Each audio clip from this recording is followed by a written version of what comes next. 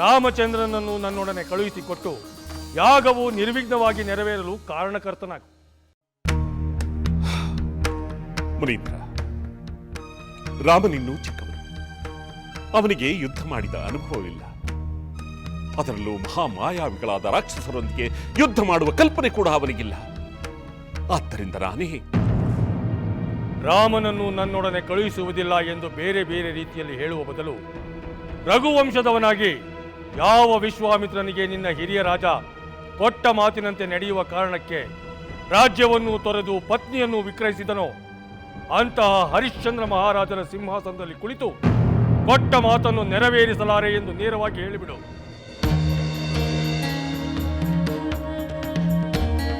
ದಶರಥ, ನಿನಗೆ ಸ್ವಲ್ಪ ಸಮಯಾವಕಾಶವನ್ನು ಕೊಡುತ್ತಿದ್ದೇನೆ. ಅಷ್ಟರಲ್ಲಿ ಒಂದು ತೀರ್ಮಾನಕ್ಕೆ ಬರುವುದು ಒಳ್ಳೆಯದು. ನಾನು ಸರಿಯೂ ನದಿ ದಂಡೆಯಲ್ಲಿ ಅರ್ಘ್ಯವನ್ನು ಬಿಟ್ಟು ಬರುತ್ತೇನೆ. ಮುನೀಂದ್ರ,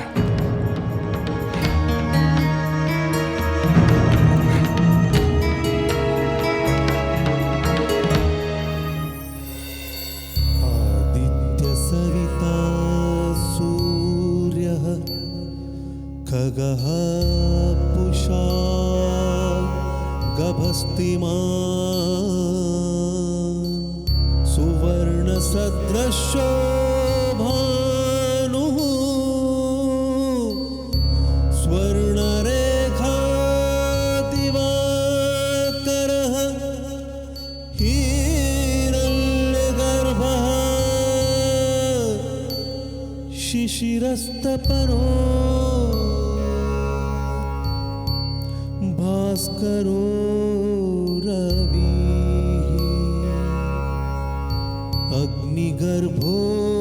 अग्निगर्भोदितेः पुत्रः शङ्खः शिशिरनाशनः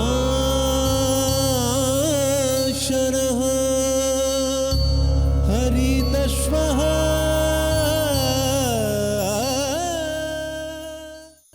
ಸಹೋದರ ಲಕ್ಷ್ಮಣ. ಸಹೋದರ, ವಿಶ್ವಾಮಿತ್ರ ಮಹರ್ಷಿಗಳು ದಯಮಾಡಿಸಿದ್ದಾರೆ. ಹಾಗಾದ್ರೆ ಕೂಡಲೇ ಹೋಗಿ ಅವರ ಆಶೀರ್ವಾದವನ್ನು ಪಡೆಯೋಣ. ಸಹೋದರ, ನಾವು ಅವರ ಆಶೀರ್ವಾದವನ್ನು ಪಡೆಯುತ್ತೇವೋ ಅಥವಾ ಅವರ ಕೋಪಕ್ಕೆ ಗುರಿಯಾಗುತ್ತೇವೋ ಎನಿಸುತ್ತಿದೆ. ಏಕೆ ಲಕ್ಷ್ಮಣ? ಮಹಾಮುನಿಗಳು ಕೋಪಗೊಳ್ಳುವಂತಹ ಯಾವ ಕಾರ್ಯವನ್ನು ನಾವು ಮಾಡಲು ಸಾಧ್ಯವಿಲ್ಲವಲ್ಲ. ಸಹೋದರ, ರಾಕ್ಷಸರಿಂದ ಅವರ ಯಾಗ ರಕ್ಷಣೆ ಮಾಡಲು ನೀನು ಅವರೊಂದಿಗೆ ತೆರಳಬೇಕು ಎಂಬುದು ಅವರ ಕೋರಿಕೆ. ಆ ಕೋರಿಕೆ ಏನೆಂದು ತಿಳಿಯದೆ ಅಪ್ಪಾಜಿ ಅವರಿಗೆ ವಾಗ್ದಾನ ಮಾಡಿದರು. ಆದರೆ ಈಗ ನೀನು ಚಿಕ್ಕವನು ರಾಕ್ಷಸರೊಂದಿಗೆ ಯುದ್ಧ ಮಾಡುವುದು ಅಸಾಧ್ಯ, ಆದ್ದರಿಂದ ನಾನೇ ಬರುತ್ತೇನೆ ಎನ್ನುತ್ತಿದ್ದಾರೆ. ಆದರೆ ವಿಶ್ವಾಮಿತ್ರರು ಅವರ ಮಾತನ್ನು ಒಪ್ಪುತ್ತಿಲ್ಲ. ಲಕ್ಷ್ಮಣ, ತಂದೆಯವರು ಕೊಟ್ಟ ಮಾತು ನೆರವೇರುವಂತೆ ಮಾಡಬೇಕಾದದ್ದು ಮಕ್ಕಳಾದ ನಮ್ಮ ಆದ್ಯ ಕರ್ತವ್ಯ. ಅದೆಂಥ ಅಸಾಧ್ಯ ಕಾರ್ಯವೇ ಇರಲಿ, ನಾವು ಮುನೀಂದ್ರರೊಂದಿಗೆ ಹೋಗಲೇಬೇಕು. ಅದಕ್ಕಾಗಿ ತಂದೆಯವರನ್ನು ಕೂಡಲೇ ಕಂಡು ನಮ್ಮನ್ನು ಮಹರ್ಷಿ ವಿಶ್ವಾಮಿತ್ರರೊಂದಿಗೆ ಕಳುಹಿಸುವಂತೆ ನಾನವರಲ್ಲಿ ಪ್ರಾರ್ಥಿಸುತ್ತೇನೆ. ಆಗಲಿ ಸಹೋದರ, ನಾನು ನಿನ್ನ ಅನುಜನಲ್ಲವೇ? ನಿನ್ನನ್ನು ಅನುಸರಿಸಲು ಅಪೇಕ್ಷಿಸುತ್ತೇನೆ.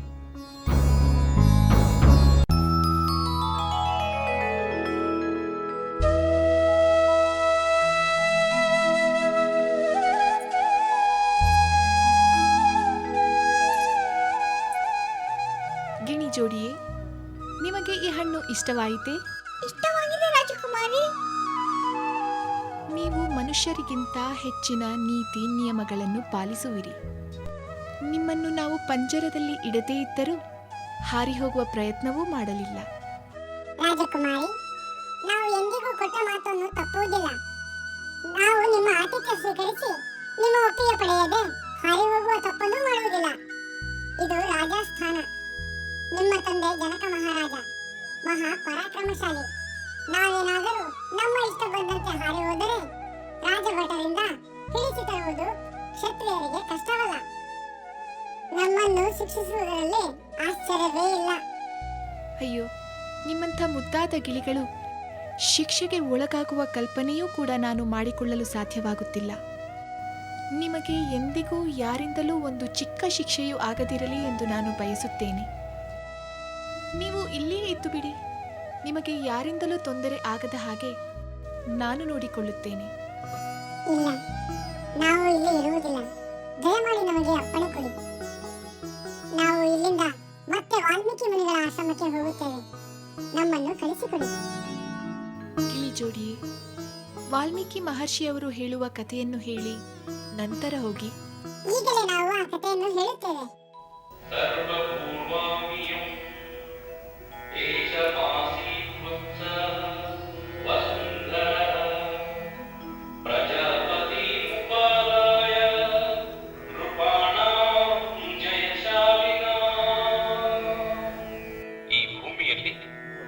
ಪ್ರಜಾಪತಿಯಿಂದ ಪ್ರಾರಂಭವಾದ ಕೋಸಲ ದೇಶದ ಇಕ್ಷ್ವಾಕು ವಂಶದಲ್ಲಿ ಅಜನ ಸುತನಾದ ದಶರಥನೆಂಬ ಮಹಾಮಹಿಮನು ಆಳುತ್ತಿದ್ದನು.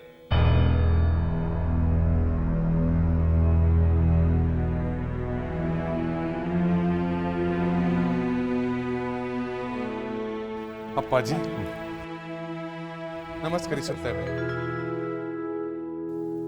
ಮಂಗಳವಾಗಲಿ.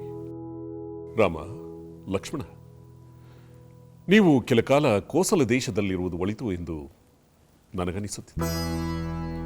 ನಿಮ್ಮ ತಾತನ ಮನೆಗೆ ಹಿಂದೆ ಈ ಕ್ಷಣವೇ ಹೊರಟರೆ ಹೇಗೆ? ಏಕೆ ಅಪ್ಪಾಜಿ? ಇದ್ದಕ್ಕಿದ್ದ ಹಾಗೆ ಕೋಸಲ ಪ್ರದೇಶಕ್ಕೆ ಏಕೆ ಹೋಗಬೇಕು? ಅದು ಏಕೆಂದರೆ ನೀವುಗಳು ಇಲ್ಲಿಯೇ ಇದ್ದರೆ. ನಾವು ಇಲ್ಲಿಯೇ ಇದ್ದರೆ ಮಹರ್ಷಿ ವಿಶ್ವಾಮಿತ್ರರೊಂದಿಗೆ ರಾಕ್ಷಸ ಸಂಹಾರಕ್ಕೆ ಹೋಗಬೇಕು ಎಂದು ಚಿಂತೆ ಮಾಡುತ್ತಿರುವಿರಾ? ಹೌದು ರಾಮಚಂದ್ರ, ನೀನಿನ್ನೂ ಚಿಕ್ಕವನು. ಅಂತಹ ಮಹಾ ನೀಚ ರಾಕ್ಷಸರೊಡನೆ ಯುದ್ಧ ಮಾಡಲು ಹೇಗೆ ಕಳಿಸುವುದು? ಸಾಧ್ಯವಿಲ್ಲ. ಆದರೆ ಅಪ್ಪಾಜಿ, ಮಹರ್ಷಿ ವಿಶ್ವಾಮಿತ್ರರು ಕೋರಿದ ಕೋರಿಕೆಯನ್ನು ನೀವು ಈಡೇರಿಸುತ್ತೇನೆ ಎಂದು ಮಾತು ಕೊಟ್ಟಿರುವಿರಿ ಅಲ್ಲವೇ? ಹೌದು ರಾಮಚಂದ್ರ, ಅದೇ ನಾನು ಮಾಡಿದ ತಪ್ಪು. ಅವರ ಕೋರಿಕೆ ಏನೆಂದು ತಿಳಿದುಕೊಳ್ಳದೆ ಈಡೇರಿಸುತ್ತೇನೆ ಎಂದು ಭರವಸೆಯನ್ನು ಕೊಟ್ಟುಬಿಟ್ಟೆ.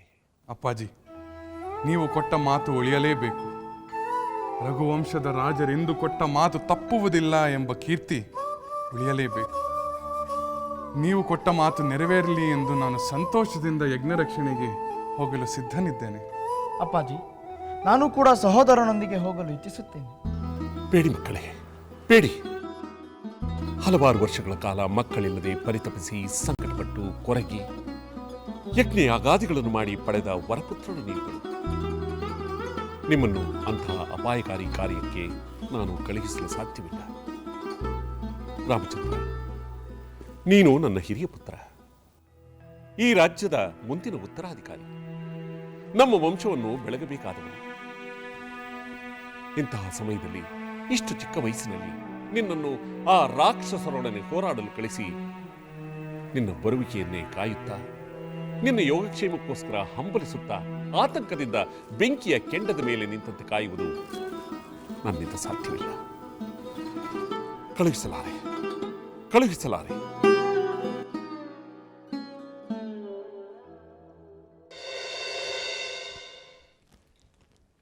ಬ್ರಹ್ಮರ್ಷಿ ವಸಿಷ್ಠರಿಗೆ ಪ್ರಣಾಮಗಳು. ರಾಮ, ಲಕ್ಷ್ಮಣ, ದೀರ್ಘಾಯುಷ್ಮಾನ್ ಭವ. ಪೂರ್ಣ ಚಂದ್ರನಂತೆ ಕಂಗೊಳಿಸಬೇಕಾದ ನಿಮ್ಮ ಮುಖಾರವಿಂದವು ಚಿಂತೆಯಿಂದ ಕೂಡಿದೆ. ಮಹರ್ಷಿಗಳೇ, ಮಹಾತಪಸ್ವಿಗಳಾದ ವಿಶ್ವಾಮಿತ್ರ ಮುನಿಗಳು ನಮ್ಮ ಅರಮನೆಗೆ ಆಗಮಿಸಿ ನನ್ನನ್ನು ಯಜ್ಞ ರಕ್ಷಣೆಗೆ ಕರೆದೊಯ್ಯಲು ಅಪೇಕ್ಷೆ ಪಟ್ಟಿದ್ದಾರಂತೆ. ಆದರೆ ನಾನು ಚಿಕ್ಕವನೆಂದು ತಂದೆಯವರು ನನ್ನನ್ನು ಕಳುಹಿಸಲು ಇಷ್ಟವಿಲ್ಲವಂತೆ. ಆದರೆ ತಂದೆಯವರ ಮಾತನ್ನು ನಾನು ಪರಿಪಾಲಿಸಬೇಕು, ಯಜ್ಞ ರಕ್ಷಣೆಯೂ ಆಗಬೇಕು. ಅದೇ ನನ್ನ ಆಸೆ. ಅದಕ್ಕೆ ನಾನು ಮುನಿಗಳೊಂದಿಗೆ ಹೋಗಲು ಸಿದ್ಧನಿದ್ದೇನೆ. ಗುರುಗಳೇ, ನಾನೂ ಹೋಗಲು ಸಿದ್ಧನಿದ್ದೇನೆ. ರಾಮಚಂದ್ರ, ಮುಂದೆ ಪಿತೃವಾಕ್ಯ ಪರಿಪಾಲಕನೆಂದು ಪ್ರಖ್ಯಾತ ಹೊಂದುವ ನಿನ್ನಿಂದ ಪಿತೃವೇ ಕೊಟ್ಟ ವಾಕ್ಯವನ್ನು ಪರಿಪಾಲಿಸಲು ಇಚ್ಛಿಸುತ್ತಿರುವುದು ನನಗೆ ಆನಂದವನ್ನು ನೀಡಿದೆ. ನಾನು ನಿನ್ನ ತಂದೆಯೊಡನೆ ಮಾತನಾಡುತ್ತೇನೆ, ನಿನ್ನ ಇಚ್ಛೆ ಪೂರೈಸುವಂತೆ ಮಾಡುತ್ತೇನೆ. ಧನ್ಯೋಸ್ಮಿ. ವಿಜಯೀ ಭವ.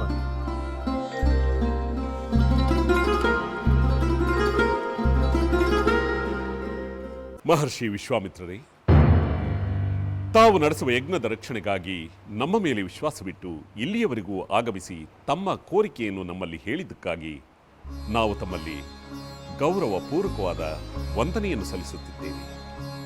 ನಮ್ಮ ಅಪೇಕ್ಷೆಯನ್ನು ನೆರವೇರಿಸುವ ಮನಸ್ಸು ಮಾಡಿರುವ ಹಾಗಿದೆ. ಮಹರ್ಷಿಗಳೇ, ನೀವು ನಡೆಸುವ ಯಜ್ಞಕ್ಕೆ ಇರುವ ರಾಕ್ಷಸ ಬಾಧೆ ತಪ್ಪಬೇಕು. ಆ ಯಜ್ಞ ನಿರ್ವಿಘ್ನವಾಗಿ ನಡೆಯಬೇಕು. ಆ ಕಾರ್ಯ ನಮ್ಮಿಂದ ತಪ್ಪದೇ ಆಗಬೇಕು. ತಾವು ಇಲ್ಲಿಗೆ ಬಂದದ್ದು ವ್ಯರ್ಥವಾಗಬಾರದು ಎನ್ನುವುದು ನಮ್ಮ ಅಭಿಮತ. ಹಾಗಾದರೆ ಯಜ್ಞದ ರಕ್ಷಣೆಗೆ ರಾಮನನ್ನು ನನ್ನೊಡನೆ ಕಳಿಸುವೆಯಾ?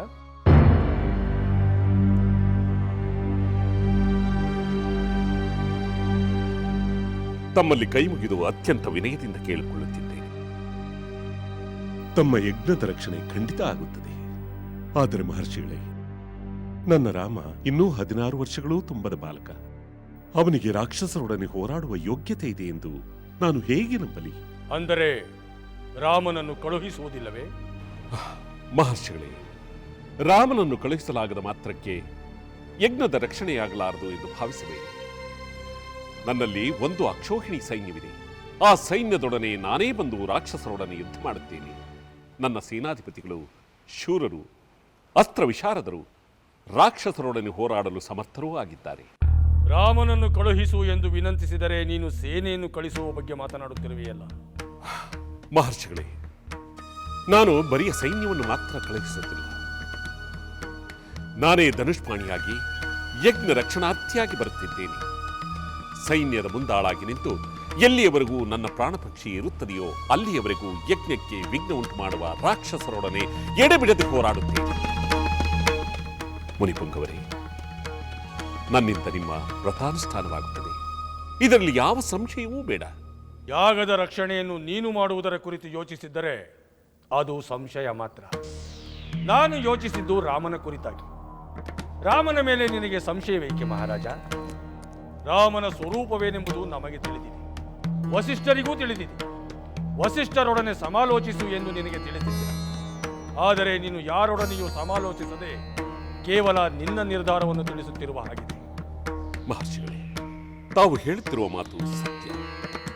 ನಾನು ವಸಿಷ್ಠರೊಂದಿಗಾಗಲಿ ನನ್ನ ಮಂತ್ರಿಗಳೊಂದಿಗಾಗಲಿ ಸಮಾಲೋಚನೆ ಮಾಡಿಲ್ಲ. ಆದರೆ ರಾಮನನ್ನು ಕಳಿಸಲು ಏಕೆ ಮಾತನಾಡುತ್ತಿಲ್ಲ ಎನ್ನುವುದಕ್ಕೆ ಕಾರಣವಿದೆ. ಕಾರಣ? ಯಾವ ಕಾರಣ ಮಹಾರಾಜ? ಮಹರ್ಷಿಗಳೇ, ರಾಮನ ವಿಷಯ ರಾಮನನ್ನು ನೋಡಿದ ಮಾತ್ರದಿಂದಲೇ ಅರಿವಾಗುತ್ತದೆ. ಅವನಿನ್ನೂ ಬಾಲಕ. ಎದುರಾಳಿಗಳ ಬಲವನ್ನು ತಿಳಿಯುವ ಚಾಕಚಕ್ಯತೆ ಅವನಿಗಿಲ್ಲ.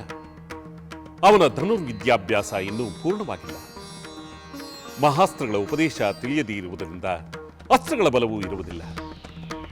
ಆ ಕಾರಣದಿಂದ ಅವನು ರಾಕ್ಷಸರೊಡನೆ ಹೋರಾಡಲು ಅಸಮರ್ಥನಾಗಿದ್ದಾನೆ. ಏಕೆಂದರೆ ರಾಕ್ಷಸರು ಕಪಟ ಯುದ್ಧ ಪ್ರವೀಣರು. ಆದರೆ ನಮ್ಮ ರಾಮ ಕಪಟವನ್ನೇ ಅರಿಯದು. ರಾಮನಿಗೆ ಅಸ್ತ್ರಗಳ ಉಪದೇಶವಾಗಿಲ್ಲ ಎಂದು ನೀನು ಹೆದರುತ್ತಿರುವೆಯಾ? ಅದು ನನ್ನೊಡನೆ ರಾಮನಿರುವಾಗ.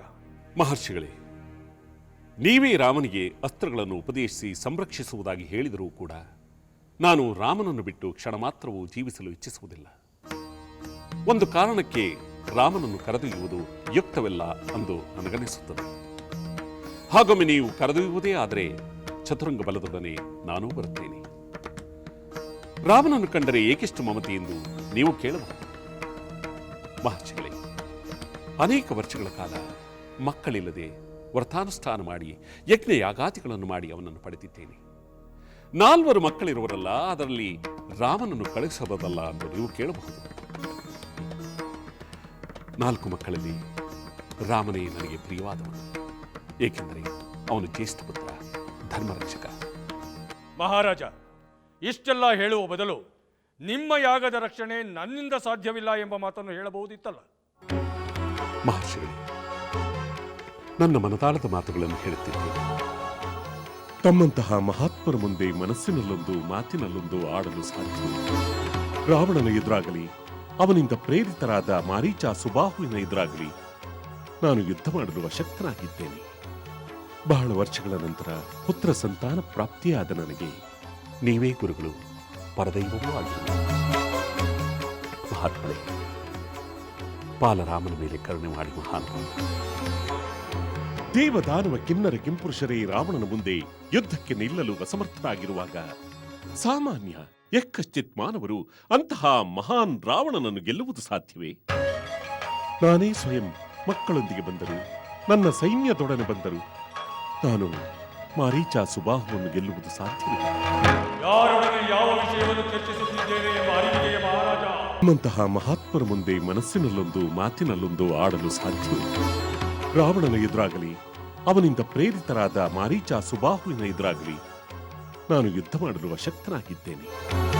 ಬಹಳ ವರ್ಷಗಳ ನಂತರ ಪುತ್ರ ಸಂತಾನ ಪ್ರಾಪ್ತಿಯಾದ ನನಗೆ ನೀವೇ ಗುರುಗಳು, ಪರದೈವವೂ ಆಗಿರುವೆ. ಮಹಾತ್ಮರೇ, ಬಾಲರಾಮನ ಮೇಲೆ ಕರುಣೆ ಮಾಡಿ ಮಹಾನುಭಾವ. ದೇವದಾನವ ಕಿನ್ನರ ಕಿಂಪುರುಷರೇ ರಾವಣನ ಮುಂದೆ ಯುದ್ಧಕ್ಕೆ ನಿಲ್ಲಲು ಅಸಮರ್ಥರಾಗಿರುವಾಗ ಸಾಮಾನ್ಯ ಯಕ್ಕಶ್ಚಿತ್ ಮಾನವರು ಅಂತಹ ಮಹಾನ್ ರಾವಣನನ್ನು ಗೆಲ್ಲುವುದು ಸಾಧ್ಯವೇ? ನಾನೇ ಸ್ವಯಂ ಮಕ್ಕಳೊಂದಿಗೆ ಬಂದರು, ನನ್ನ ಸೈನ್ಯದೊಡನೆ ಬಂದರು, ನಾನು ಮಾರೀಚ ಸುಬಾಹುವನ್ನು ಗೆಲ್ಲುವುದು ಸಾಧ್ಯವಿಲ್ಲ. ಯಾರೊಡನೆ ಯಾವ ವಿಷಯವನ್ನು ಚರ್ಚಿಸುತ್ತಿದ್ದೇನೆ ಎಂಬ ಅರಿವಿದೆಯೇ ಮಹಾರಾಜ? ಖಂಡಿತ ಅರಿವಿದೆ ಮಹರ್ಷಿಗಳೇ. ನೀವು ಅಷ್ಟೊಂದು ಆಗ್ರಹ ಮಾಡುವುದಾದರೆ ನಾನು ಪ್ರಾಣವನ್ನು ತ್ಯಜಿಸಲು ಸಿದ್ಧನಾಗಿದ್ದೇನೆ. ಆದರೆ ಯುದ್ಧದ ಅನುಭವವೇ ಇಲ್ಲದ ರಾಮನನ್ನು ಮಾತ್ರ ನಾನು ಕಳಿಸಲಾರೆ. ಆ ಮಾರೀಚ ಸುಬಾಹುವನ್ನು ಎದುರಿಸಲು ನಾನೇ ಬರುತ್ತೇನೆ ಹೊರತು ರಾಮನನ್ನು. ಸಾಕು, ನಿಲ್ಲಿಸು ನಿನ್ನ ಅಸಂಬದ್ಧ ಪ್ರಲಾಪವನ್ನು.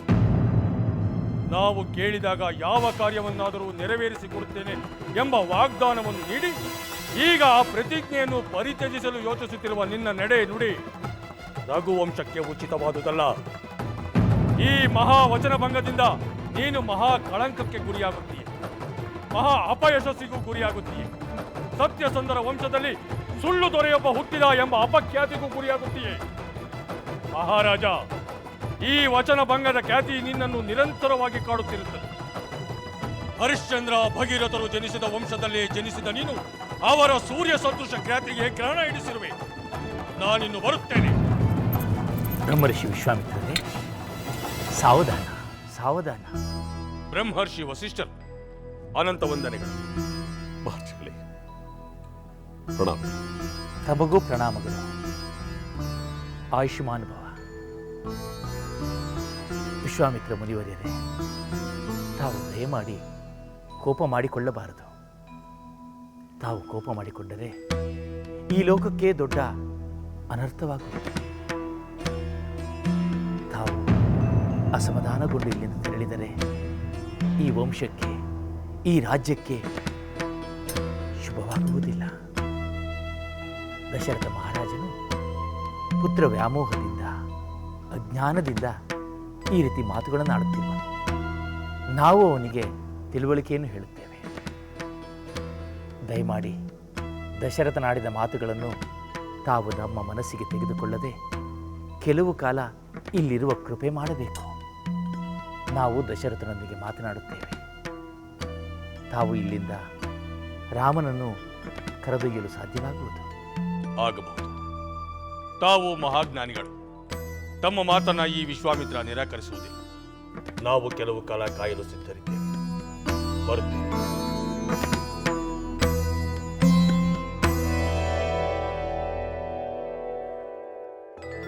ಅರೆ, ನಾವು ಆಗಲೇ ತಂದಿಟ್ಟ ಹಣ್ಣುಗಳನ್ನು ತಿಂದಿಲ್ಲ, ನೀರನ್ನು ಕುಡಿದಿಲ್ಲ. ಯಾಕೆ? ನೀವು ಯಾಕೆ ತಿನ್ನುತ್ತಿಲ್ಲ? ನಿಮಗೆ ಬೇರೆ ಏನಾದರೂ ಬೇಕಾ?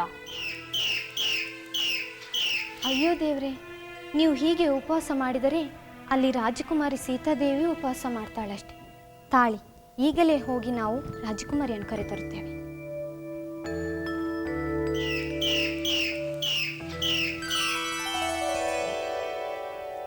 ರಾಜಕುಮಾರಿ, ಆ ಗಿಣಿ ದಂಪತಿಗಳು ಹಣ್ಣನ್ನು ತಿನ್ನುತ್ತಿಲ್ಲ, ಹಾಲನ್ನು ಕುಡಿಯುತ್ತಿಲ್ಲ. ನಾವು ಏನನ್ನೂ ತಿನ್ನುವುದಿಲ್ಲ, ಉಪವಾಸ ಮಾಡುತ್ತೇವೆ ಎಂದು ಹಠ ಹಿಡಿಯುತ್ತಿವೆ. ಹೌದೇ? ಬನ್ನಿ ಹೋಗೋಣ. ಮಹಾರಾಜ, ನೀನು ಮಹಾವಂಶವಾದ ಇಕ್ಷ್ವಾಕು ವಂಶದಲ್ಲಿ ಹುಟ್ಟಿರುವೆ. ಧರ್ಮಾಚರಣೆಯಲ್ಲಿ ಆ ಧರ್ಮ ದೇವತೆಗೆ ಸಮಾನ ನೆನೆಸಿರುವೆ. ಧೈರ್ಯಶಾಲಿಯಾಗಿರುವೆ. ಮೇಲಾಗಿ ಸತ್ಯ ಸಂಕಲ್ಪನೆಂಬ ಖ್ಯಾತಿಯನ್ನು ಪಡೆದಿರುವೆ. ಅಷ್ಟೈಶ್ವರ್ಯಗಳು ನಿನ್ನಲ್ಲೇ ಇವೆ. ಆದರೆ ಇಂದು ನೀನು ಪ್ರತಿಜ್ಞಾ ವಚನ ಭಂಗವೆಂಬ ಅಧರ್ಮ ಕಾರ್ಯವನ್ನು ಮಾಡಲು ಹೊರಟಿರುವೆ. ಯಾವುದೇ ಕ್ಷಣದಲ್ಲೂ ಅಂಥ ಅಪಚಾರವನ್ನು ಮಾಡಬೇಡ. ಮೂರು ಲೋಕಗಳಲ್ಲೂ ರಘುಕುಲಾತ್ಮಜ ದಶರಥ ಧರ್ಮಾತ್ಮನೆಂಬ ಖ್ಯಾತಿ ಇದೆ. ಸತ್ಯವಾಕ್ಯ ಪರಿಪಾಲಕನೆಂಬಂತೆ ಧರ್ಮವನ್ನು ಪಾಲಿಸು. ಕೊಟ್ಟ ಮಾತನ್ನು ತಪ್ಪಿ ಅಧರ್ಮದ ಭಾರವನ್ನು ಹೊರಬೇಡ. ಮುನಿಶ್ರೇಷ್ಠ, ಗುರುವರ್ಯ, ಮಹರ್ಷಿ ವಿಶ್ವಾಮಿತ್ರರು ರಾಮನನ್ನು ರಾಕ್ಷಸರೊಡನೆ ಹೋರಾಡಲು ಕಳುಹಿಸು ಎಂದು ಕೇಳಿಕೊಳ್ಳುತ್ತಾರೆ ಎಂಬುದನ್ನು ನನ್ನಿಂದ ಊಹಿಸಲು ಸಾಧ್ಯವಾಗಲಿಲ್ಲ. ಏಕೆಂದರೆ ರಾಮನಿನ್ನೂ ಬಾಲಕ. ಒಬ್ಬ ಬಾಲಕನನ್ನು ರಾಕ್ಷಸರೊಡನೆ ಹೋರಾಡಲು ಯಾರಾದರೂ ಕರೆಯುತ್ತಾರೆ ಎಂಬುದನ್ನು ಕಲ್ಪಿಸಿಕೊಳ್ಳುವುದು ಅಸಾಧ್ಯ. ರಾಮನ ವಿನಃ ಅವರು ಬೇರೇನೇ ಅಪೇಕ್ಷೆ ಪಟ್ಟಿದ್ದರೂ ಕೂಡ ಅವರ ಅಪೇಕ್ಷೆಗಳನ್ನು ನೆರವೇರಿಸಲು ನಾನು ಸಿದ್ಧನಿದ್ದೆ, ಈಗಲೂ ಸಿದ್ಧನಾಗಿದ್ದೇನೆ. ನಾನೇ ರಾಕ್ಷಸರೊಡನೆ ಹೋರಾಡಲು ಸೈನ್ಯ ಸಮೇತ ಬರುತ್ತೇನೆ ಎಂದು ಕೇಳಿಕೊಂಡೆ. ಏಕೋ ಮಹರ್ಷಿ ವಿಶ್ವಾಮಿತ್ರರು ನನ್ನ ಮಾತನ್ನು ಲೆಕ್ಕಿಸಲೇ ಇಲ್ಲ.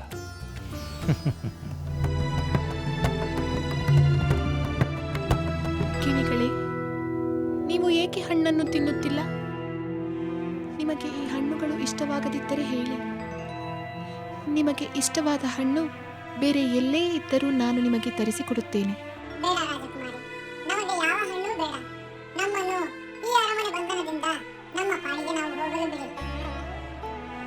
ಅಯ್ಯೋ, ಈ ಅರಮನೆ ನಿಮಗೆ ಬಂಧನವಾಗಲು ಹೇಗೆ ಸಾಧ್ಯ? ನಮ್ಮ ಅರಮನೆಯ ಉದ್ಯಾನವನದಲ್ಲಿ ಹಾರಾಡಿಕೊಂಡಿರಬಹುದಲ್ಲವೇ? ನಾನು ನಿಮ್ಮನ್ನು ಪಂಜರದಲ್ಲಿ ಇರಿಸುವುದಿಲ್ಲ. ರಾಜಕುಮಾರಿ, ನಮಗೆ ನಿನ್ನ ಆತಿಥ್ಯವೇ ಪಂಜರವಾಗಿದೆ. ನಾನೀಗ ಗರ್ಭಿಣಿ. ನನಗೆ ಮನಸ್ಸಿಗೆ ಬಂದ ಹಾಗೆ ಹಾರಿ ಹೋಗುವ ಬಯಕೆ ಆಗಿದೆ. ಶುಕರಾಣಿ, ನೀನು ತಾಯಾಗುತ್ತೀಯ ಅಂದರೆ ನಿನಗೆ ಹೆಚ್ಚಿನ ಆರೈಕೆ, ರಕ್ಷಣೆ ಬೇಕು. ನಾನು ನಿನಗೆ ಅದನ್ನು ಮಾಡುತ್ತೇನೆ. ನೀನು ಇಲ್ಲಿಂದ ನಿನ್ನ ಸಂತಾನದೊಂದಿಗೆ ಹೋಗುವೆಯಂತೆ. ಬೇಕಾದರೆ ಈ ನಿನ್ನ ಪತಿ ಹೋಗಿ ನಿನಗೆ ಇಷ್ಟವಾದದ್ದನ್ನೆಲ್ಲ ತರಲಿ. ನೀನು ಮಾತ್ರ ಇಲ್ಲೇ ಇರು ಶುಕರಾಣಿ, ಇಲ್ಲೇ ಇರು. ಶುಕರಾಜ, ನೀನು ಹೋಗಿ ಬಾ. ನಿನ್ನ ಸತಿಗೆ ಇಷ್ಟವಾದನ್ನೆಲ್ಲ ತೆಗೆದುಕೊಂಡು ಬಾ. ಮಹಾರಾಜ, ಮಹರ್ಷಿ ವಿಶ್ವಾಮಿತ್ರರು ಇದನ್ನು ಕೇಳಿದ್ದರೆ ನಾನು ನೀಡುತ್ತಿದ್ದೆ. ಅವರು ಇಂತಹದನ್ನು ಅಪೇಕ್ಷೆ ಪಟ್ಟಿದ್ದರೆ ನಾನು ಅದನ್ನು ಅವರಿಗೆ ಸಮರ್ಪಿಸುತ್ತಿದ್ದೆ ಎಂದು ನೀನು ಹೇಳುವುದು ಅರ್ಥವಿಲ್ಲದ ಮಾತು. ತಾವು ಏನು ಕೇಳಿದರೂ ಅದನ್ನು ನಾನು ನೆರವೇರಿಸಿಕೊಡುತ್ತೇನೆ ಎಂದು ಮಹರ್ಷಿಗಳಿಗೆ ಪ್ರತಿಜ್ಞಾ ವಚನವನ್ನು ನೀಡಿರುವೆನು. ಪ್ರತಿಜ್ಞಾ ವಚನವನ್ನು ಪಾಲಿಸದೇ ಇರುವುದು ಅಶ್ವಮೇಧ ಯಾಗಗಳನ್ನು, ಕೆರೆಕಟ್ಟೆ ಬಾವಿಗಳನ್ನು ಕಟ್ಟಿಸಿದ ಫಲವನ್ನು ನಾಶ ಮಾಡುತ್ತದೆ. ಅಂತಹ ಅನರ್ಥವನ್ನು ತಂದುಕೊಳ್ಳುವುದಕ್ಕಿಂತ ರಾಮನನ್ನು ಮಹರ್ಷಿ ವಿಶ್ವಾಮಿತ್ರರ ಜೊತೆ ಕಳಿಸುವುದೇ ಸೂಕ್ತ.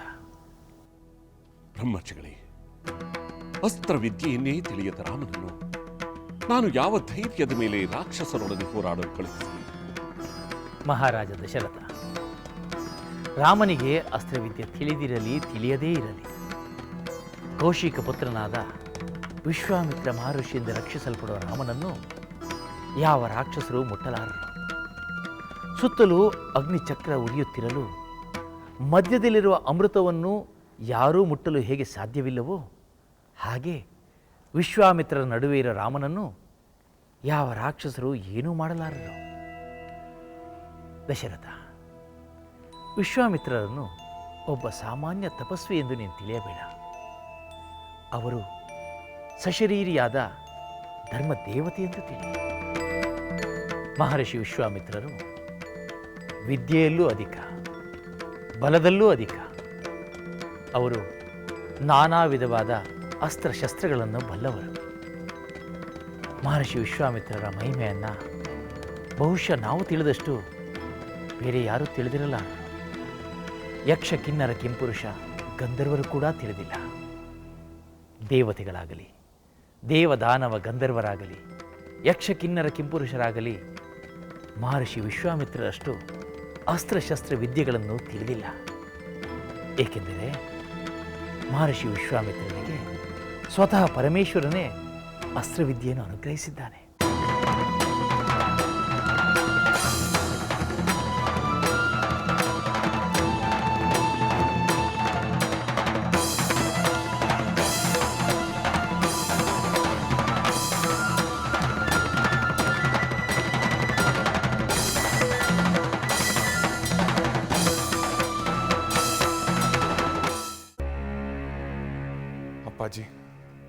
ನಾನು ಚಿಕ್ಕವನು, ನನಗೆ ಅಪಾಯವಾಗುತ್ತದೆ ಎಂದು ಚಿಂತೆ ಮಾಡುವುದಕ್ಕಿಂತ ಬ್ರಹ್ಮರ್ಷಿ ವಿಶ್ವಾಮಿತ್ರರಿಗೆ ಕೊಟ್ಟ ಮಾತನ್ನು ಪರಿಪಾಲಿಸಲಿಲ್ಲ ಎಂಬ ಅಪಖ್ಯಾತಿಯ ವಿಚಾರವಾಗಿ ಚಿಂತೆ ಮಾಡಿರಿ.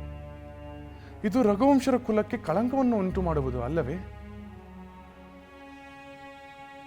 ರಾಮಚಂದ್ರ, ವಂಶದ ಕೀರ್ತಿಯನ್ನು ಉಳಿಸುವುದಕ್ಕೋಸ್ಕರ ಸದ್ಗುಣ ಸಂಪನ್ನನು, ನನ್ನ ಪ್ರೀತಿ ಪಾತ್ರನು, ನನ್ನ ಹಿರಿಯ ಮಗನೂ ಆದ ನಿನ್ನನ್ನು ಇಷ್ಟು ಚಿಕ್ಕ ವಯಸ್ಸಿಗೆ ಅಂತಹ ಭಯಂಕರ ರಾಕ್ಷಸರೊಡನೆ ಹೋರಾಡುವುದಕ್ಕೆ ಕಳಿಸುವುದೆಂದರೆ ನನಗೇಕೋ ಆತಂಕದ ವಿಷಯವೆನಿಸುತ್ತದೆ. ಅಪ್ಪಾಜಿ, ಬ್ರಹ್ಮರ್ಷಿ ವಿಶ್ವಾಮಿತ್ರರು ಮಹಾ ತಪಶಕ್ತಿಯುಳ್ಳವರು. ಅದಕ್ಕೆ ಪೂರ್ವದಲ್ಲಿ ಚಕ್ರವರ್ತಿಯಾಗಿ ಮಹಾಪರಾಕ್ರಮವನ್ನು ಮೆರೆದವರು ಅವರು.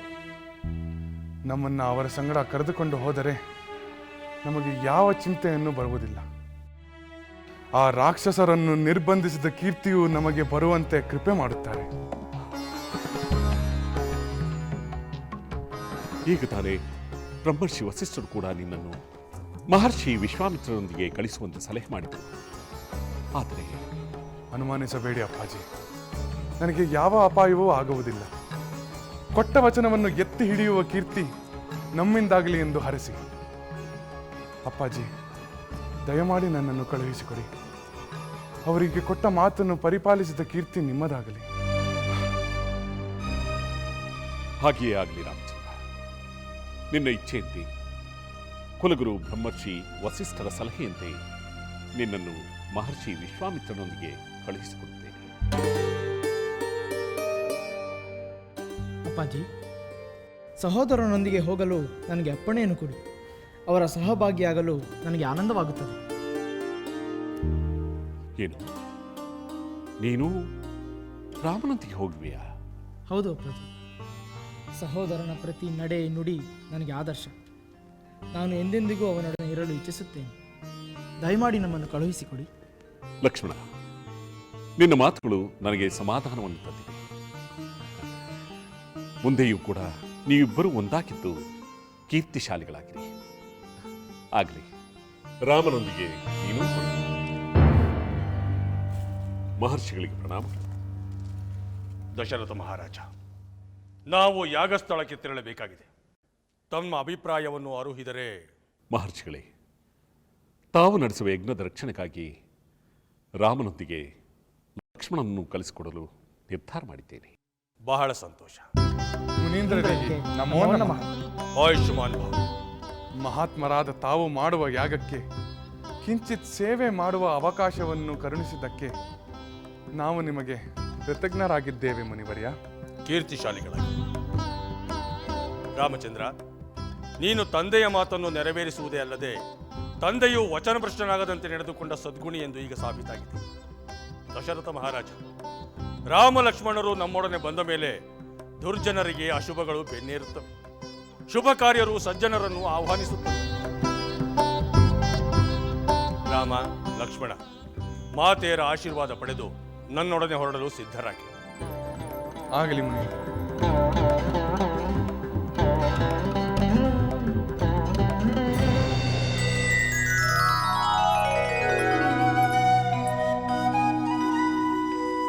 ಗಿಣಿರಾಣಿ, ತೆಗೆದುಕೋ.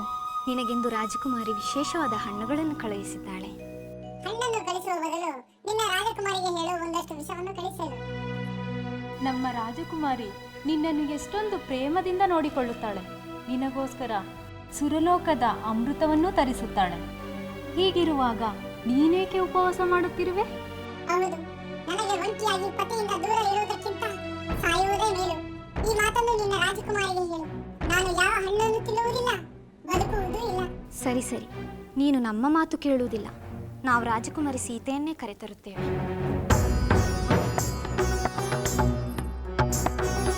ಎಲೆ ಸೀತೆ, ಗಿಳಿಯಾದ ನನ್ನನ್ನು ನನ್ನ ಗಂಡನಿಂದ ದೂರ ಮಾಡಿದಂತೆ ನೀನು ಗರ್ಭಿಣಿಯಾದಾಗ ನಿನ್ನ ಗಂಡನಿಂದ ದೂರವಿರುವಂತಾಗಲಿ.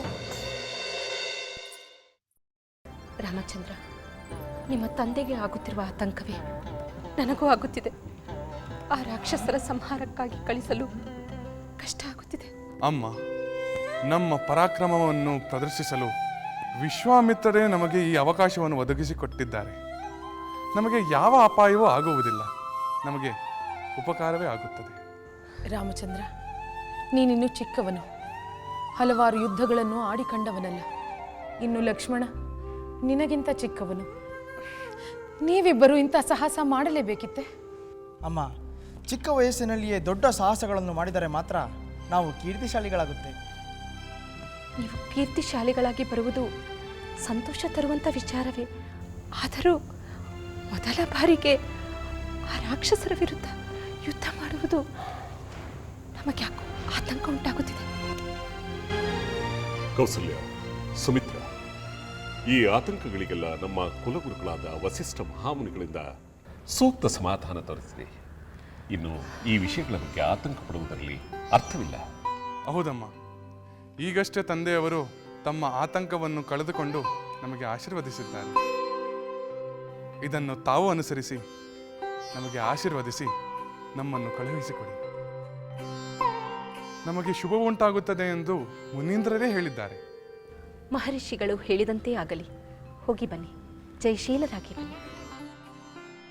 ಏನು ಸಹೋದರಿ, ಮಗನನ್ನು ದಿಗ್ವಿಜಯಕ್ಕೆ ಕಳುಹಿಸುತ್ತಿರುವಂತಿದೆ? ಹೌದು ಕೈಕೇಯಿ, ಮಹರ್ಷಿ ವಿಶ್ವಾಮಿತ್ರ ಯಾಗ ರಕ್ಷಣೆಗಾಗಿ ರಾಮಲಕ್ಷ್ಮಣರು ತೆರಳುತ್ತಿದ್ದಾರೆ. ಯಾಗ ರಕ್ಷಣೆಯಂತಹ ಮಹತ್ ಕಾರ್ಯಕ್ಕೆ ನನ್ನ ಮಗನನ್ನು ಕಳುಹಿಸಲು ನಾನು ಹೆಮ್ಮೆ ಪಡುತ್ತೇನೆ. ಮಹಾರಾಣಿ, ನಿಮ್ಮೊಂದಿಗೆ ಒಂದು ವಿಷಯ ಮಾತಾಡಬೇಕು. ಈ ಕಡೆ ಬನ್ನಿ.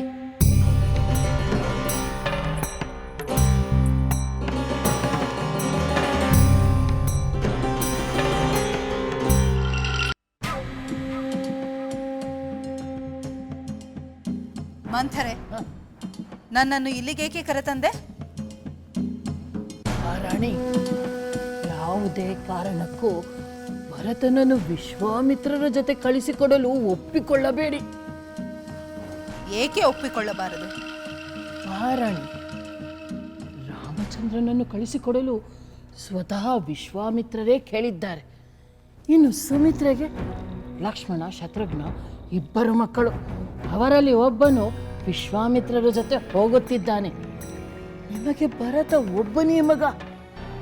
ಒಬ್ಬನೇ ಮಗನನ್ನು ಇಷ್ಟು ಚಿಕ್ಕ ವಯಸ್ಸಿನಲ್ಲಿ ರಾಕ್ಷಸರ ಜೊತೆ ಹೋರಾಡಲು ಕಳಿಸುವುದು ಅಗತ್ಯವೂ ಅಲ್ಲ, ವಿವೇಕವೂ ಅಲ್ಲ. ಸರಿ, ನಾನು ಭರತನನ್ನು ಕಳುಹಿಸಿಕೊಡುವುದಿಲ್ಲ. ಜಯ ಜಯ ಲಂಕ ವಿರಾಜಿತ, ಸುರನರ ಯಕ್ಷ ಕಿನ್ನರ ಕಿಂಪುರುಷ ಸಂಸೇವಿತ, ಅಸಮಬಲ ವೀರ, ಜಯ ಜಯ ಮಂಡೋದರಿ ವಲ್ಲಭ, ಲಂಕಾಧೀಶ್ವರ, ಬಹುಪರಾಗ್ ಬಹುಪರಾಗ್ ಬಹುಪರಾಗ್. ಲಂಕಾಧೀಶ್ವರನಿಗೆ ಈ ಮಾರೀಚನ ಪ್ರಣಾಮಗಳು. ಲಂಕಾಧೀಶ್ವರನಿಗೆ ಮಾರೀಚನ ಸಖ ಸುಬಾಹುವಿನ ಅನಂತ ವಂದನೆಗಳು. ಮಾರೀಚ, ಸುಬಾಹು, ನಿಮ್ಮ ಆಗಮನದಿಂದ ನನಗೆ ಅತೀವ ಸಂತಸವಾಗಿದೆ. ಹಾಗೆಯೇ ನಿಮ್ಮ ವಿಷಯಗಳನ್ನು, ನಿಮ್ಮ ಮಾತುಗಳನ್ನು ಕೇಳಿ ಮತ್ತೆ ಆನಂದ ಪಡುವ ಬಯಕೆ ಉಂಟಾಗುತ್ತಿದೆ. ಲಂಕಾಧೀಶ್ವರ, ಆ ಮಹರ್ಷಿ ವಿಶ್ವಾಮಿತ್ರರು ಮಾಡನುವಾಗಿದ್ದ ಆ ಯಜ್ಞವನ್ನ ನಾವು ನಾಶ ಮಾಡಿದ್ದೇವೆ.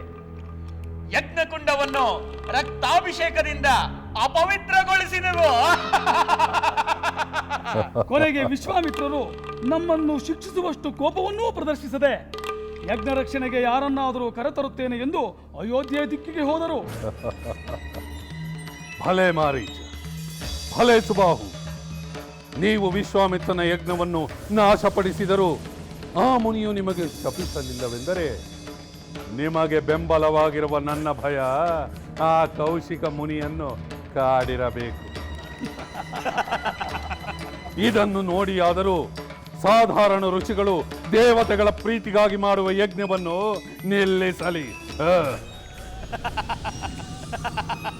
ಲೋಕಗಳೆಲ್ಲ ಕಾರ್ಯಗಳನ್ನು ನಡೆಸಲು ಸಕಲ ಜೀವರಾಶಿಗಳಿಗೆ ಭಗವಂತನ ಅನುಗ್ರಹ ಪಡೆದು ಸದ್ಗತಿಗಳ ಕಾಣಲು ಯಜ್ಞಗಳ ಮೂಲಕ ದೇವತೆಯರನ್ನು ವರಿಸಲು ಆ ಧರ್ಮಯಾಗವನ್ನು ನಿಲ್ಲಬೇಕು ಎನ್ನುವುದಾಗಲಿ ಅದನ್ನು ನಿಲ್ಲಿಸಬೇಕು ಎನ್ನುವುದಕ್ಕೆ ನೀನು ಕಾರಣವಾಗುವುದಾಗಲಿ ಶ್ರೇಯಸ್ಕರವೆಂದು ನಾನು ಭಾವಿಸುವುದಿಲ್ಲ. ವಿಭೀಷಣ, ನಾನು ನಿನ್ನ ಅಗ್ರಜ. ನಿನ್ನ ಅಣ್ಣನ ಅಭಿಲಾಷೆಗಳಲ್ಲಿ ಅಪಚಾರವನ್ನು ಹುಡುಕಿ ಅಬದ್ಧವನ್ನು ಮಾತನಾಡುವ ಈ ನಿನ್ನ ಕೆಟ್ಟ ಪ್ರವೃತ್ತಿಯನ್ನು ಮುಂದುವರೆಸಬೇಡ. ಹೌದು, ಅಣ್ಣ ಹೇಳುವುದು ಸರಿ. ವಿಭೀಷಣ, ನೀನು ಅಣ್ಣನ ನಡೆನುಡಿಯನ್ನು ಬೆಂಬಲಿಸಬೇಕು. ಅದು ಸಾಧ್ಯವಾಗದಿದ್ದರೆ ಅದು ತಪ್ಪು ಎಂದು ಹೇಳುವ ನಿನ್ನ ಅಧಿಕ ಪ್ರಸಂಗಿತನವನ್ನು ಬಿಡಬೇಕು.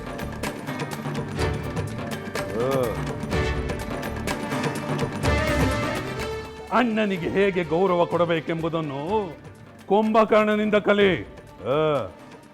ಅಣ್ಣನೆಂಬ ನಿಜವಾದ ಗೌರವ ಇರುವುದರಿಂದಲೇ ಅಣ್ಣನಿಂದ ಅನರ್ಥ ಯಾವುದೂ ಆಗಬಾರದೆಂದು ಎಚ್ಚರಿಕೆಯ ಮಾತುಗಳನ್ನು ಹೇಳುತ್ತಿರುವೆ.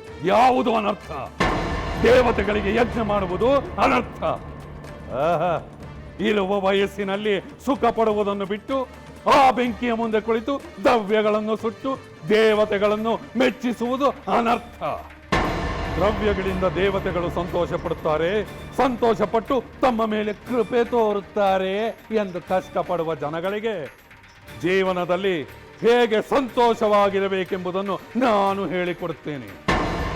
ಕಲೈ ವಿಭೀಷಣ, ಕೇಳಿಲ್ಲಿ. ಸತ್ತ ಮೇಲೆ ಸುಖ ಸಿಗುವುದು ಎಂದು ಈಗ ಕಷ್ಟಪಡುವುದು ತಪ್ಪು. ಯಜ್ಞಗಳು ನಿಲ್ಲಲಿ. ಮಾರೀಚ, ಸುಬಾಹು, ನನ್ನ ಆಜ್ಞೆಯನ್ನು ಪಾಲಿಸಿರಿ. ಆ ವಿಶ್ವಾಮಿತ್ರ ಯಾರನ್ನಾದರೂ ಕರೆತರಲಿ, ನೀವು ಮಾತ್ರ ಯಜ್ಞವನ್ನು ನಾಶ ಮಾಡಲೇಬೇಕು. ಆಗಲಿ ಪ್ರಭು, ತಾವು ಹೇಳಿದಂತೆಯೇ ಮಾಡುತ್ತೇವೆ. ಯಾರ ಬೆಂಬಲವೇ ಆ ವಿಶ್ವಾಮಿತ್ರನಿಗಿದ್ದರೂ ಆ ಯಜ್ಞವನ್ನು ತಡೆಯುತ್ತೇವೆ.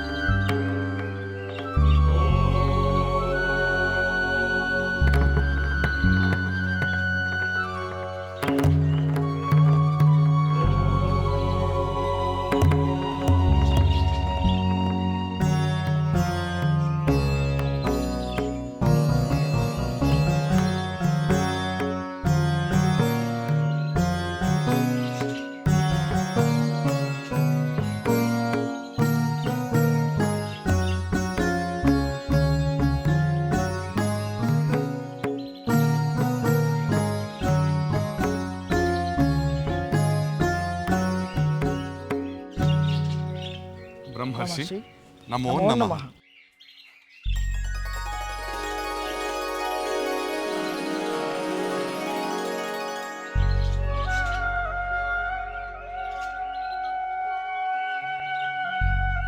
ನೀವು ನಮಗೆ ವಿದ್ಯೆಯೊಂದನ್ನು ಉಪದೇಶಿಸುತ್ತೇನೆ ಎಂದು ಹೇಳಿದಿರಿ. ಅದಕ್ಕೆ ನಾವು ಶುಚಿರ್ಭೂತರಾಗಿ ಬಂದಿದ್ದೇವೆ. ನೀವು ಮಂತ್ರದುಷ್ಟಾರರಾಗಿ ಲೋಕಕ್ಕೆ ನೀಡಿದ ಗಾಯತ್ರಿ ಮಂತ್ರದಿಂದ ನಮ್ಮ ಕುಲದೈವನಾದ ಸೂರ್ಯನನ್ನು ನಮಿಸಿದ್ದೇವೆ. ಒಳ್ಳೆಯದು. ಮಂತ್ರೋಪದೇಶಕ್ಕೆ ಬೇಕಾದ ದೇಹಶುದ್ಧಿ ಮನಃಶುದ್ಧಿಗಳಿಂದ ಪವಿತ್ರರಾಗಿದ್ದೀರಿ. ಇಂದು ನಾನು ನಿಮಗೆ ಅತಿಬಲ ಮಹಾಬಲ ವಿದ್ಯೆಗಳನ್ನು ಉಪದೇಶ ಮಾಡುತ್ತೇನೆ. ಅತಿಬಲ ಮಹಾಬಲ ವಿದ್ಯೆ? ಹೌದು. ಇಂದು ನಾನು ಉಪದೇಶಿಸುವ ಅತಿಬಲ ಮಹಾಬಲ ಮಂತ್ರಗಳ ಪುನಸ್ಮರಣೆಯಿಂದ ಮಾತ್ರವೇ ಅದು ನಿಮಗೆ ಸಿದ್ಧಿಸುತ್ತದೆ. ಅದರ ಫಲಗಳನ್ನು ವಿವರಿಸುತ್ತೇನೆ, ಕೇಳಿ. ನೀವು ಎಷ್ಟೇ ನಡೆದಾಡಿರಿ, ಎಷ್ಟೇ ಯುದ್ಧ ಮಾಡಿರಿ, ನಿಮಗೆ ಶ್ರಮವಾಗುವುದಿಲ್ಲ. ಜ್ವರವೇ ಮೊದಲಾದ ಉಪದ್ರವಗಳು ನಿಮ್ಮನ್ನು ಬಾಧಿಸುವುದಿಲ್ಲ. ಈ ವಿದ್ಯೆಯಿಂದ ಮನುಷ್ಯನು ಕಾಂತಿಹೀನನಾಗುವುದಿಲ್ಲ. ಮಲಗಿರಲಿ, ಅನ್ಯಮನಸ್ಕರಾಗಿರಲಿ, ರಾಕ್ಷಸರು ಅವರನ್ನು ಪರಾಭವಗೊಳಿಸುವುದು ಸಾಧ್ಯವಾಗುವುದಿಲ್ಲ. ಈ ವಿದ್ಯೆಯಿಂದ ಪಡೆದ ಬಾಹುಬಲ ಪ್ರಪಂಚದಲ್ಲಿ ಬೇರಾರಿಗೂ ಗೋಚರವಾಗುವುದಿಲ್ಲ. ರಾಮ, ನಾನು ನಿನಗೆ ಮಂತ್ರವನ್ನು ಉಪದೇಶಿಸುತ್ತೇನೆ. ಉತ್ತರಾಭಿಮುಖವಾಗಿ ಇಲ್ಲಿ ಕೂಡು. ನಾನು ಪೂರ್ವಾಭಿಮುಖವಾಗಿ ಇಲ್ಲಿಯೇ ಕೂಡುತ್ತೇನೆ. ಈಗ ನಾನು ನಿನಗೆ ರಹಸ್ಯ ಮಂತ್ರೋಪದೇಶಗಳನ್ನು ಉಪದೇಶಿಸುತ್ತೇನೆ. ನನ್ನಿಂದ ಉಪದೇಶ ಪಡೆದ ನಂತರ ನೀನು ಲಕ್ಷ್ಮಣನಿಗೆ ಉಪದೇಶಿಸು. ಆಗಲಿ ಗುರುಗಳೇ.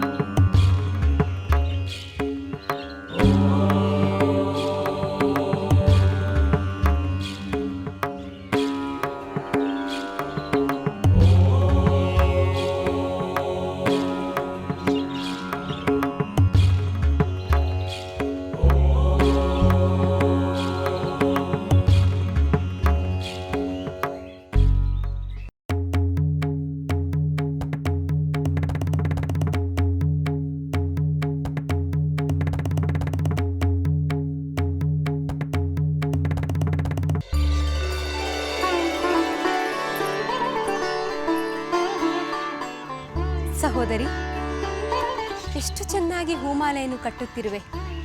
ಯಾರಿಗಾಗಿ? ದೇವರಿಗೆ ಅರ್ಪಿಸಲು.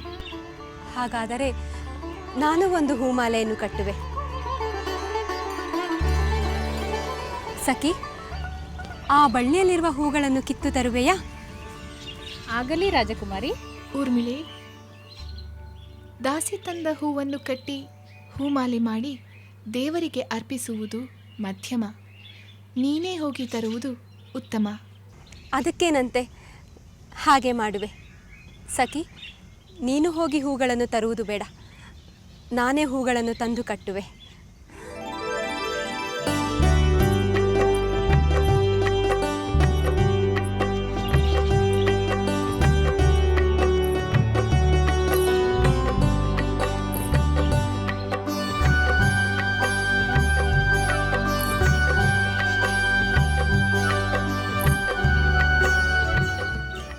ಸಹೋದರಿ, ಈ ಹೂಗಳು ಎತ್ತರದಲ್ಲಿವೆ, ಕೈಗೆಟುಕುತ್ತಿಲ್ಲ. ಯೋಚಿಸಬೇಡ ಊರ್ಮಿಳೆ, ಇನ್ನೊಂದೆರಡು ಕ್ಷಣದಲ್ಲಿ ಆ ಹೂವೆಲ್ಲ ಬೀಳುವಂತೆ ಮಾಡುವೆ.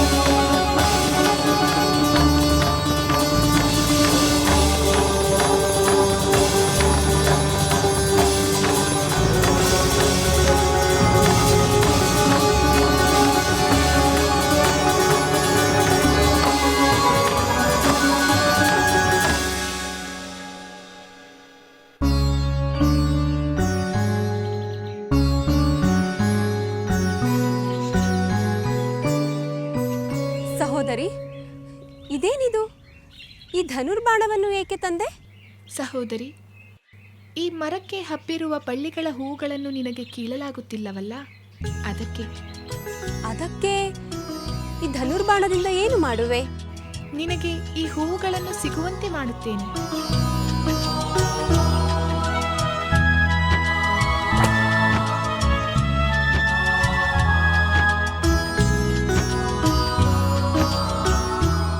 ಸಹೋದರಿ, ನಿನ್ನ ಬಾಣ ಪ್ರಯೋಗ ಅದ್ಭುತ. ಬಳ್ಳಿ ತುಂಡಾಗಲಿಲ್ಲ, ಮರವೂ ಹಾಳಾಗಲಿಲ್ಲ. ಬರೀ ಹೂಗಳು ಮಾತ್ರ ಕೆಳಗೆ ಬೀಳುವಂತೆ ಮಾಡಿದೆ. ಭಲೆ ಅಮಾತ್ಯರೇ, ನೋಡಿದಿರಾ ನಮ್ಮ ಸೀತೆಯ ಬಾಣ ಪ್ರಯೋಗ ಕೌಶಲ್ಯವನ್ನ? ಹೌದು ಮಹಾಪ್ರಭು, ಪರಮಾಶ್ಚರ್ಯವಾಗಿದೆ. 10 ಶಕ್ತಿಶಾಲಿಗಳು ಎತ್ತಲಾಗದಂತಹ ಆ ಶಿವಧನಸ್ಸಿಂದ ಸೀತೆ ಬಾಣ ಪ್ರಯೋಗ ಮಾಡಿದಳು ಎಂದರೆ ಅವಳ ಶಕ್ತಿ ಅನುಪಮವಾದದ್ದು. ಈ ಅನುಪಮ ಗುಣವುಳ್ಳ ಸೀತೆಗೆ ಅದ್ಯಾವ ರೀತಿ ಪರಾಕ್ರಮಶಾಲಿಯಾದ ವರನು ದೊರಕುವನೋ ಯೋಚಿಸುವುದು ಒಳ್ಳೆಯದು. ಹೌದು ಅಮಾತ್ಯ, ನೀವು ಹೇಳಿದ್ದು ಸರಿಯಾಗಿಯೇ. ನಾವು ಈ ಮಾತನ್ನು ಯೋಚಿಸಲೇಬೇಕಾಗಿದೆ.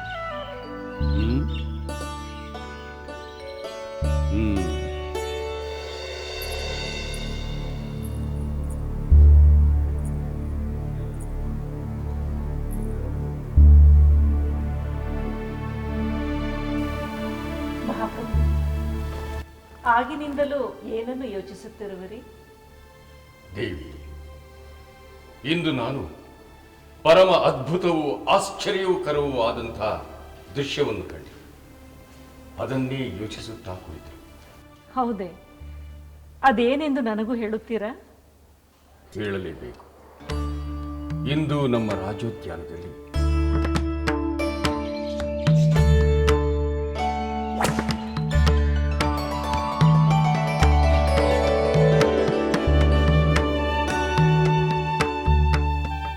ನಿಮ್ಮ ಮಾತು ಕೇಳುತ್ತಿದ್ದರೆ ನನ್ನ ಮೈ ನವಿರೇಳುತ್ತಿದೆ. ನಮ್ಮ ಸುಮ ಕೋಮಲ ಸೀತೆ ಆ ಮಹಾಶಿವಧನಸ್ಸನ್ನು ಎತ್ತುಕೊಂಡು ರಾಜ್ಯೋದ್ಯಾನಕ್ಕೆ ಒಯ್ಯುವುದು ಎಂದರೇನು? ಅಲ್ಲಿ ಬಾಣ ಪ್ರಯೋಗ ಮಾಡಿ ಹೂಗಳನ್ನು ಬೀಳಿಸುವುದು ಎಂದರೇನು? ನನಗೆ ನಂಬಲೇ ಸಾಧ್ಯವಾಗುತ್ತಿಲ್ಲ. ಆದರೆ ರಾಣಿ, ಇದು ನಾನು ಕಣ್ಣಾರೆ ಕಂಡ ಸತ್ಯ. ಇದನ್ನು ನಂಬಲೇಬೇಕು. ನಮ್ಮ ಸೀತೆಯು ಸಾಮಾನ್ಯ ಹೆಣ್ಣಲ್ಲ ಎಂಬುದು ನಮಗೆ ಗೊತ್ತಿರುವ ವಿಚಾರ. ಆದರೆ ನನ್ನ ಯೋಚನೆ ಇಷ್ಟೇ, ಇಂತಹ ಅಸಾಮಾನ್ಯಳಾದ ಸೀತೆಯನ್ನು ವರಿಸುವ ಪುರುಷ ಕೂಡ ಅಸಾಮಾನ್ಯ ಸಾಹಸಿಯೇ ಆಗಿರಬೇಕಿಲ್ಲವೇ? ಅಂತಹವನನ್ನು ಎಲ್ಲಿ ಹುಡುಕುವುದು, ಹೇಗೆ ಹುಡುಕುವುದು? ಅಂತಹ ಅಪ್ರತಿಮ ಪರಾಕ್ರಮಶಾಲಿ ಈ ಭೂಮಂಡಲದಲ್ಲಿ ಎಲ್ಲಿರುವುದು?